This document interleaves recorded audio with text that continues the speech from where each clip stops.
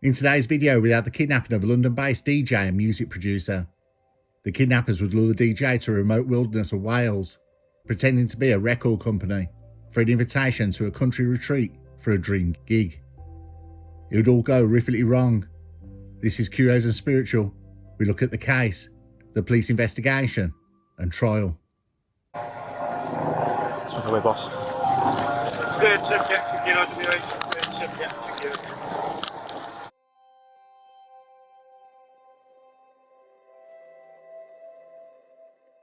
On August the 4th, 2024 in London, it began with an invitation, a seemingly innocent email from a highly respectable music production company, Lucas Winslow from Polydor Records, offering an opportunity too good to refuse. For Itay Kashti, a London-based music producer, composer and DJ, it was a dream gig, an exclusive week-long retreat in the remote hills of West Wales, where he would collaborate with other top-tier artists and producers. The promise of a creative escape and the allure of isolated countryside workshop were irresistible. He'll be picked up by a driver, have a cottage to stay in, and given a reimbursable package and requested an invoice for his fee. But beneath the surface, something far more sinister lurked.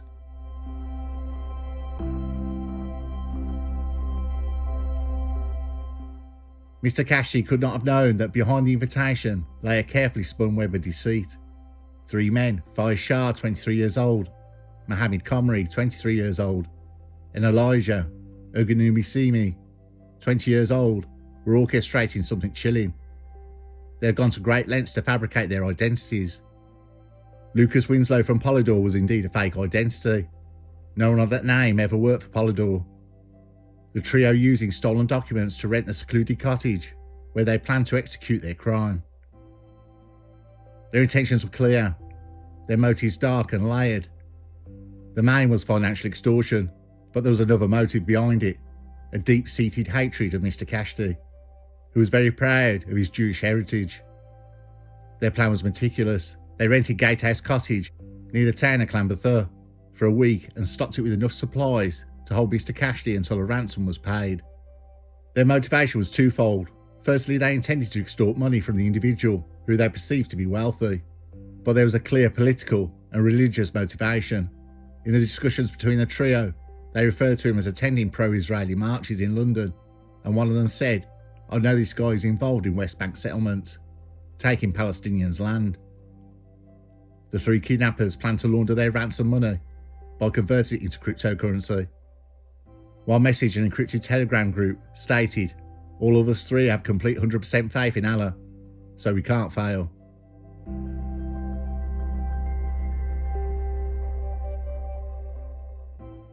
On August 26, 2024, Mr. Kashti arrived in Wales, unaware that he'd already entered their trap. A taxi, pre-arranged and professional, transported him deep into the Welsh countryside. The road wound through rolling hills and dense forests, the roads growing narrower and more isolated as they approached the destination. The stillness of the landscape and the beautiful scenery was breathtaking, a silence and peace that was perfect.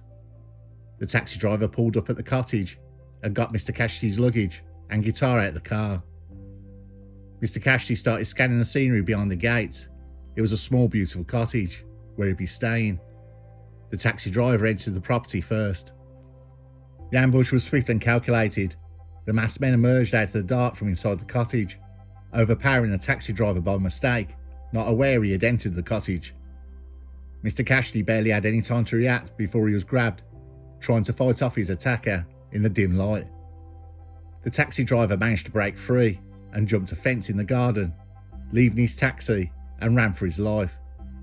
But Mr. Kashti was not as lucky, kicked to the head several times, and then handcuffed to a radiator, forced to lie down on the floor. He was threatened and told if he tried to escape, he'd be killed.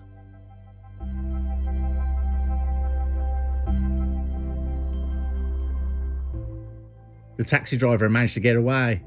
Mr. Kashti was inside the cottage, bound and battered, his hands secured to a radiator with handcuffs. He saw the men standing over him, their faces hidden behind dark masks. One of them crouched down, close enough for Mr. Kashti to hear the slow, deliberate breathing behind the mask. Then, in a voice void of any emotion. The man said, "You're not leaving here alive." One of the captors returned, saying he lost a taxi driver in the woods. All three began arguing with each other, and then they all left the cottage. Summoning up every ounce of will, Mr. Kashti managed the impossible. He freed himself from the radiator, grabbed his phone on the table, and ran for his life.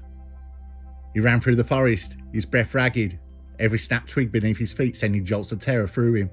He had no idea where he was, only there he was to keep moving. He got a safe distance away from the cottage and dialed his wife's number. His voice roared with panic, the words spilled from his lips urgent, fragmented. "They have me. I escaped. I don't know where I am." Mr. Kashti's wife phoned the police. Mr. Kashti had managed to flag down a passing motorist. She also called the police and gave their location.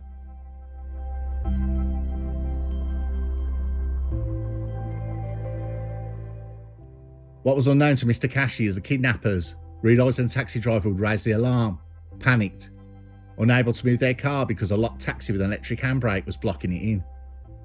They ran, scattered into the night, but when you're in the middle of nowhere, there's not many places to hide or ways to get out. Police descended on the area, and hours later, with the help of a police helicopter, the kidnappers were found, their bodies shivering from the cold, hiding among the trees. They had abandoned their belongings in a desperate attempt to gain more distance and disappear. Time's 22:41. You are under arrest on suspicion of GBH, of kidnap and unlawful imprisonment. Okay, you don't have to say anything, but it may harm defence if you do not mention when questioned, something which you later rely on in court. Anything you do say may be given in evidence. Your arrest is necessary for a prompt and effective investigation and to protect persons from further harm. Do you understand what I've just told you? Do you have any reply? Okay, what's your name? Say that again. What's your name? Faz? Face, okay. What's your surname? Shah. Okay. Knees, okay?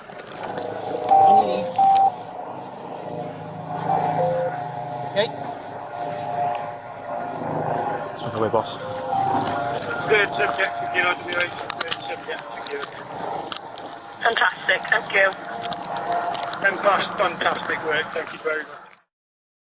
Police found cash, mobile phones, and fraudulent bank cards issued in the name of James Sullivan inside the cottage, alongside an air pistol and a rubber face mask. Mr. Kashti had severe bruising to his face and eye sockets, but made a full physical recovery.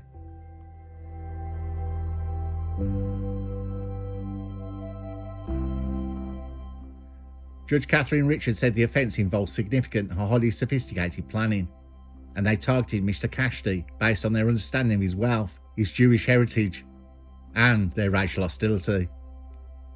In her sentencing remarks, the judge confirmed that all three defendants were motivated by racial and religious hostility in choosing the victim. The prosecution said a telegram chat was set up by the defendants in which they discussed many aspects of the plot. They called themselves Banger, Paul Graham and Fly Adam, and referred to the kidnap operation as the Lick. The defence attempted to argue that the crime was not politically motivated, but rather a failed extortion attempt. However, the overwhelming evidence presented by the prosecution dismantled this claim.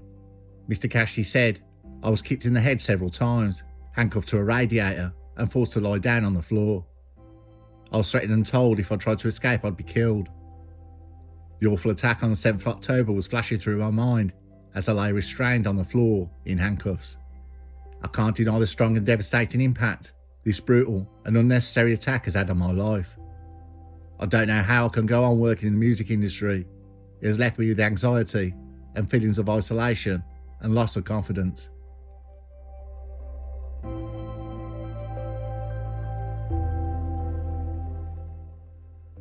Faiz Shah, 23 years old, Mohammed Komri, 23 years old, and Elijah Ogunubi Simi, 20 years old, were all sentenced each to 8 years and 1 month in prison.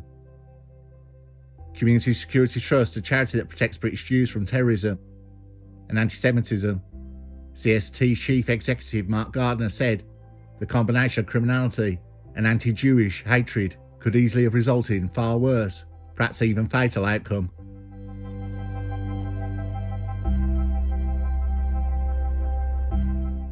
To first look at this, you'd think we're a bunch of clowns, But no, we need to look again and how well planned this was. Yes, it unravelled, clearly turned into a disaster. But if it was not for the taxi driver entering the cottage, the 3 kidnappers may have succeeded. But in what? What was the end game? Would Mr. Kashti have ever been freed? You rarely see kidnappings in the news. Most go on behind the scenes and nearly all, if they can, will pay the ransom. Would they have let him go if they got paid? In a good way for once, we'll never know. But what Mr. Kashti and the taxi driver went through must have been terrifying. Their fight to survive and not give up got them through. The 8-year sentences are very lenient in my opinion, but they are the upper sentencing guidelines. For once we have a good ending, though Mr. Kashti has been through the mill. He has survived, and we won't think what could have happened. But I will pass on the final word to Mr. Itay Kashti. The incident has raised many concerns among the Israeli community in Britain regarding their personal safety.